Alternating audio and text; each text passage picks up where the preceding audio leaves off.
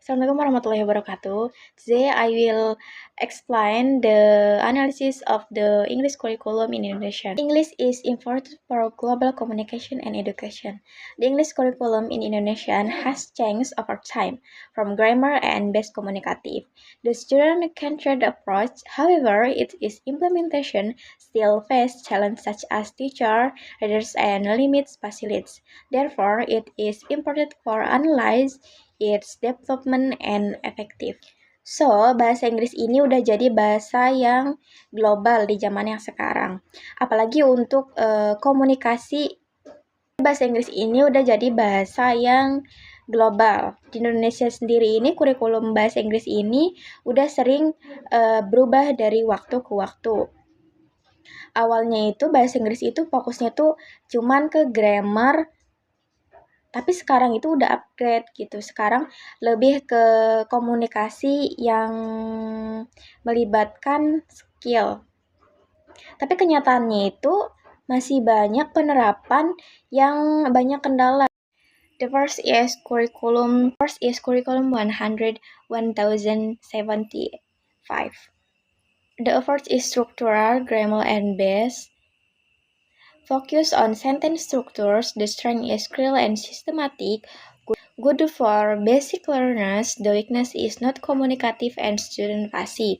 Jadi di kurikulum 1975 ini pembelajaran itu fokus pada grammar atau tata bahasa. Jadi siswa itu belajar tata bahasa secara struktur dari yang mudah ke yang sulit gitu. Jadi si siswa ini memang jadi paham teori lebih baik dibanding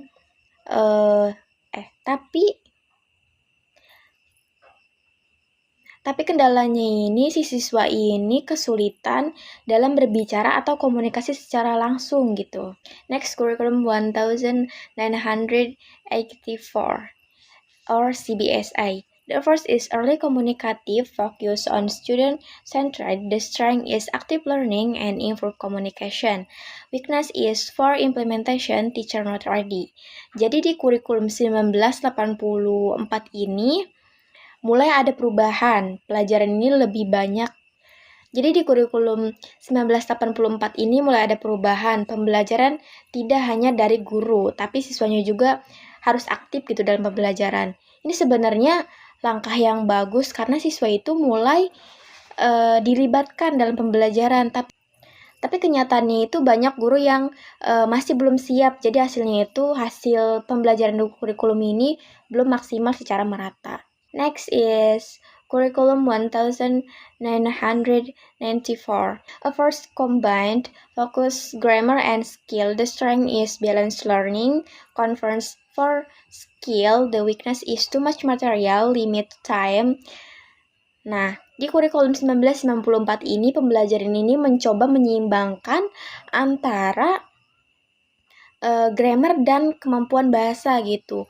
Jadi si siswa ini belajar 4 skill sekaligus. Yang pertama yaitu listening, speaking, reading, dan writing. Ini sebenarnya udah bagus dalam pembelajaran, tapi karena materinya terlalu banyak, jadi pembelajaran itu jadi terasa cepat gitu. Jadi tidak menjadikan si siswa ini paham secara merata gitu. Jadi masih banyak siswa yang belum paham mendalam dalam pembelajaran ini gitu. Next is Curriculum 2004 or KBK. Approach is competency based, focus on real ability. The strength is focus on skills relevant to real life. The weakness is difficult to implement, lack of guidance. Jadi di kurikulum 2004 ini fokusnya itu pada perubahan kemampuan nyata siswa. Jadi siswa ini tidak hanya belajar teori, tapi juga harus bisa menggunakan bahasa Inggris dalam kehidupan sehari-hari. Kendalanya ini di gurunya, masih banyak guru yang kesulitan karena belum mendapatkan panduan yang jelas gitu dalam kurikulum ini. Jadi masih butuh adaptasi gitu dalam pembelajaran kurikulum yang ini.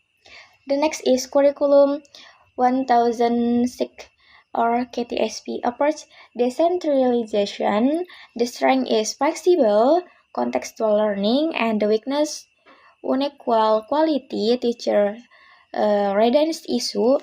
Jadi di kurikulum 2006 ini, sekolah ini diberi kebebasan dalam mengatur pembelajaran. Jadi pembelajaran ini lebih fleksibel dan bisa disesuaikan dengan kebutuhan siswa.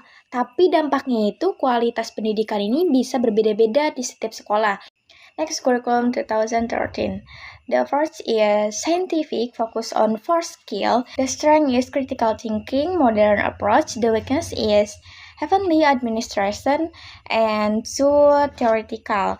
Jadi di kurikulum 2013 ini pembelajaran itu fokusnya pada pengembangan kemampuan berpikir seperti critical thinking, kreatif, komunikasi, dan kerjasama. Jadi si siswa ini dituntut untuk lebih aktif dalam berpikir kritis. Namun dalam praktiknya ini si guru ini sering terbebani dalam banyaknya administrasi sehingga pembelajaran itu tidak selalu berjalan dengan optimal gitu. Jadi pembelajarannya ini kurang optimal gitu. The next is Merdeka Curriculum. Approach project based, focus on creativity and flexibility. The strength is student centered, adaptiveness is teacher not funding ready. Jadi di kurikulum Merdeka ini pembelajaran ini lebih fleksibel dan berbasis project gitu. Jadi menuntut si siswa ini agar lebih aktif dalam pembelajaran gitu. Jadi siswa ini diberi kesempatan untuk lebih kreatif dan aktif dalam pembelajaran. Di kurikulum ini lebih sesuai dengan kurikulum zaman sekarang gitu, disesuaikan dengan kurikulum zaman sekarang.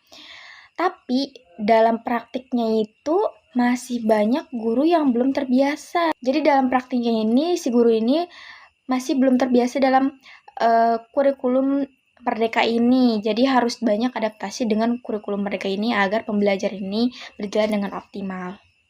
Conclusion. The English curriculum in Indonesia has developed from focusing on grammar to emphasizing communication and student skill. Each curriculum has its own strength and weakness, depending on its approach and implementation. The main problem is not the curriculum itself, but how it is applied in school, teacher readiness, facilities, and support system greatly affect the success of the curriculum. Therefore, improving implementation is the key to achieving better learning outcomes. Jadi secara keseluruhan kurikulum di Indonesia ini terus berkembang. Dari yang awalnya fokus ke guru dan teori, sekarang ini lebih fokus ke siswa dan praktik. Jadi arah pendidikan itu semakin baik dari tahun ke tahun gitu. Hanya saja pelaksanaan ini masih ada yang perlu diperbaiki. Jadi oleh karena itu guru itu butuh adaptasi setiap ada kurikulum baru. Maybe enough for me.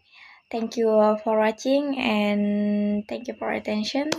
Assalamualaikum warahmatullahi wabarakatuh.